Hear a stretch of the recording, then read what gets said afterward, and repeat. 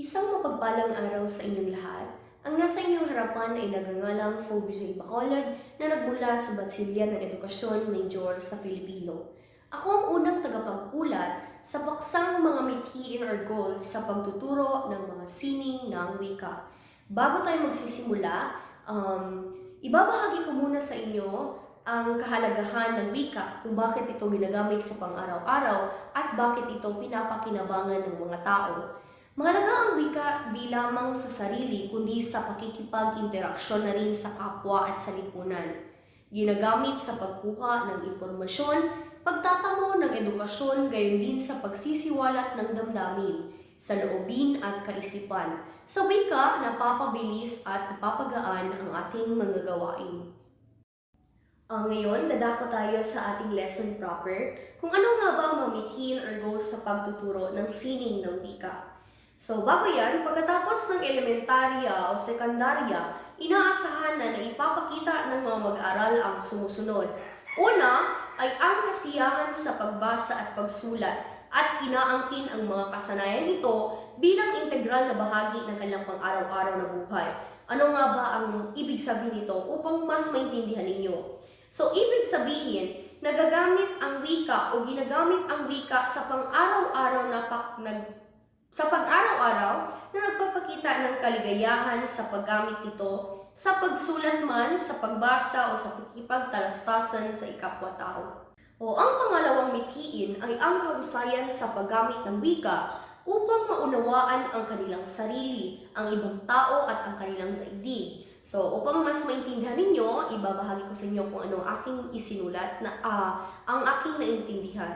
So, mahalagang mahusay ang bawat isa sa paggamit ng wika. Sa ganitong pamamaraan, magkakaroon ng pag-uunawa sa sarili, sa ibang tao at sa kanilang daigdig. Ito ang isang pamamaraan upang magkaintindihan ang bawat tao sa mundo. Kasi nga, sa ating mundo o sa ating kultura, meron tayong iba't ibang wika na binibigkas. So, sa pagiging mahusay natin at sa pagiging magaling natin sa paggamit ng wika, maiintindihan natin ang ibang tao, maiintindihan natin ang pagkakaiba-iba ng mga tao. So ngayon, dadako naman tayo sa pangatlong mithiin. Pangatlong mithiin ay nagagamit ng mabisa ang wika bilang instrumento. Ano nga bang sinasabi? Ano nga ba itong instrumento na sinasabi dito? So upang maisagawa ang anumang bagay, ang kahusayan sa paggamit ng wika, pasalita o pasulat man, ay nagsisilbing kasangkapan nila upang maging kapaki-pakinabang na mamamayan. So, ang sinasabing instrumento sa pangatlong mithiin ay pasulat man or pasalita natin ginagamit ang wika. So, ito ay nangangahulugang sa paggamit natin ng wika sa anumang pamamaraan, ang kahusayan sa paggamit ng wika, pasalita man o pasulat man ito. Kasi hindi natin ginagamit ang wika sa pakikipagtalastasan lang o sa salita sa ibang tao. Ginagamit din natin ang ating wika sa pagsulat ng mga sanaysay at iba pang bagay na ating sinusulat at sa ating pagbabasa. Ngayon, dadako naman tayo sa pang-apat na mithiin.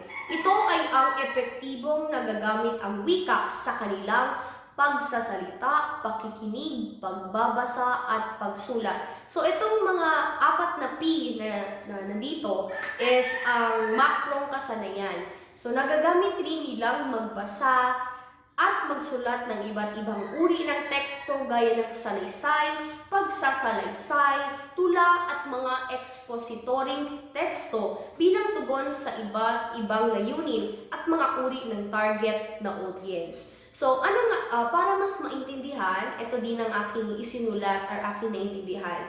So, ginagamit ang wika sa anumang larangan ay nagpapakita din ng pagpapahalaga sa ating wika. Ang paggamit ng wika ay nagsisilbing kasangkapan upang maging pakapaki-pakinabang na mamamayan, estudyante at tao. Dahil lahat tayo, mapaano man ang estado ng tao o saan man ito nagagamit, sa eskwelahan, sa trabaho, sa ating tahanan, nagagamit at napapakinabangan talaga natin ang wika.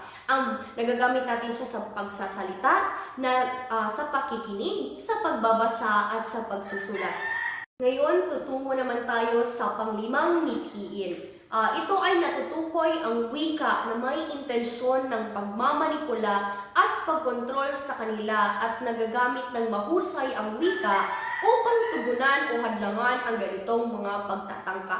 Ano nga ba ang ibig sabihin nito? So, sinasabing namamanipula tayo ng wika dahil ito ay sadya nating ginagamit at napapakinabangan. Tama, namamanipula tayo ng wika kasi ginagamit natin sila sa pang-araw-araw. At pag narinig natin sa ibang tao, is nagagamit din natin ang mga sinasabi ng ibang tao. So, ang mahusay na paggamit ng wika, ang siyang ginagamit ng mga tao na siyang nahuhulog sa pagmamanipula sa bawat isa sa atin. Walang mali sa pagmamanipula sa atin ng wika kung ito ay nagagamit sa maayos na pamamaraan. Pag nagagamit na ang wika sa hindi maayos na pamamaraan, ito ay ititigil na kasi or mismo ikaw sa sarili mo, pag alam mong mali ang paggamit ng wika, ititigil mo ito. Ngayon naman ay dadako tayo sa pang-anim na mithiin. So dapat na maging language theorist. Ano nga ba tong language na theorist na sinasabi nito? So dapat daw may sapat na kaalaman sa mga proseso ng wika. Hindi lang ito tumutukoy sa isang tao lamang, kundi dapat tayong lahat ay maging isang language theorist. Ibig sabihin ay nakakaunawa at nakakagamit ng mga teknik sa paglikha ng mga kaisipang nais silang ipaloob sa kanilang sulatin at na imo-monitor ang kanilang mga layunin at pagprosesong isinagawa sa pagbabasa. So, ibig sabihin, kinakailangan na maging flexible tayo sa paggamit ng wika, paggamit ng wika, pasulat man o pabasa, pagkikipagtalastasan, at iba pa. Dapat ay may sapat tayong kaalaman sa proseso ng wika. Hindi dapat tayo maging kampante lang sa anong nalalaman natin ngayon. Maaari mas mapapabuti or mas magiging mahusay tayo sa mga proseso ng wika kung ito ay inaaral natin. Ang ikapito at ang panghuling mithiin ng wika, napapahalagahan at nabibigyan ng kaukulang respeto at paggalang ang wika at kultura ng ibang tao. So nagagawa rin nilang makipagtalastasan sa mga tao. Ang dialect, panamang pangwika o kultura ay sadyang kakaiba sa kanila. Sa ganitong kalagayan, na magagawa nilang mapahalagahan ang pagkakaiba at pagkakatulad ng iba't ibang pangkat kultural. So sinabi ko nga sa unang mithiin or pangalawa ba yun, sa mga mithiin na yun na dumaan, na meron tayong pagkakaiba ng kultura. Kaya meron din tayong pagkakaiba sa ating mga wikang binibigkas or sinasabi o lumalabas sa ating mga bibig. So ito ang aking pinpoint or para mas maintindihan ninyo. Respeto ang nais natin sa mahusay na paggamit ng wika. Mayroon talagang pagkakaiba at pagkakatulad talaga sa paggamit ng wika dahil mayroon tayong iba't ibang kulturang kinalakihan. Ngunit pareho itong nagagamit at napapakinabangan ng bawat isa sa pang-araw-araw. Napapakita ang pagrerespeto at paggalang sa wika at kultura ng ibang tao sa pamamaraang nagagawa rin nating makisabay sa kanila sa pakikipagtalastasan at pakikisalamuha sa mga iba't ibang tao. Magkaiba man ang kultura at wika ng ibang tao, ang mahalaga ay may respeto tayo sa ating kinalakihan, nakasanayan at pagkakaiba-iba. So ito yung sinasabi nating respeto ang kailangan. Ang respeto is hindi lang binibigay sa mga tao. Binibigay din to sa bawat isa sa mga nakikita natin sa ating paligid. So sa wika din, kailangan din natin respetuhin ang pagkakaiba ng pagbibigkas ng mga tao. Kasi nga, meron tayong pagkakaiba-ibang kultura. Maaaring siya ay galing sa ganitong lugar, ikaw ay galing sa ganitong lugar. So, maaari talagang magkakaiba tayo. Magkakaiba tayo ng wikang binibigkas. At maaaring din magkakapareho kung nasa parehas tayong lugar na kinalakihan. So, kung kaya, respetuhin natin ang ibang tao, ang kanilang mga sinasalita, kung gusto din natin respetuhin din tayo ng mga tao na nasasalamuhan natin. Maraming salamat. Mga patnubay para sa paglinang ng kurikulum para sa mga sining ng wika. Ito ay mga gabay para mas mahasa pang ating kaalaman sa kurikulum para sa mga sining ng wika. So, ang kurikulum ay kailangang nakaangkla sa mga pananaliksik sa mga teorya sa pagtatamo at pagkatuto ng wika. So, ang ibig sabihin nito ay ang kurikulum ay dapat kailangang nakaangkla sa mga pinanaligang pag-aaral o pagsusuri sa mga teorya at kasalukuyang kaalaman ng mga wika. Ang kurikulum ay kailangang nakapokus sa mga mag-aaral. Ang mag-aaral ay kailangang maging batayan sa pagtiyak ng anyo at nilalaman ng pagtuturo.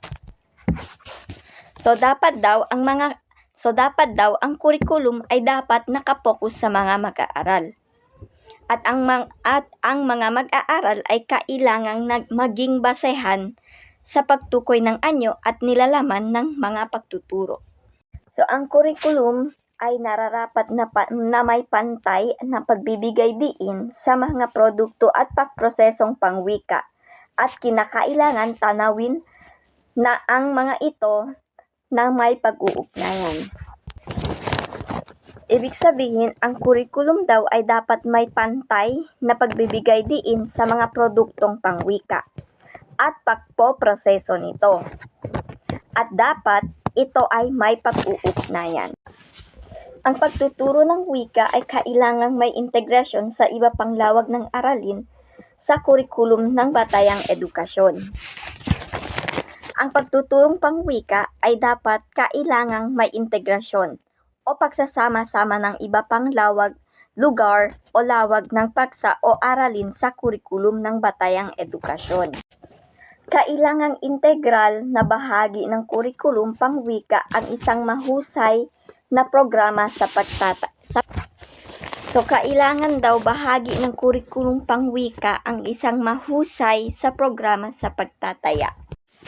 So, ayon kay Tial, 1989, ang isang epektibong programa daw sa mga sining ng wika ay hindi nararapat na nakabatay sa mga batayang aklat at mga pagsusulit, kundi ito daw ay nararapat na nakapokus sa mga mag-aaral at binuo ayon sa mga napapanahong teorya at simulain sa pagkatuto sa pagtatamo at pagkatuto ng wika.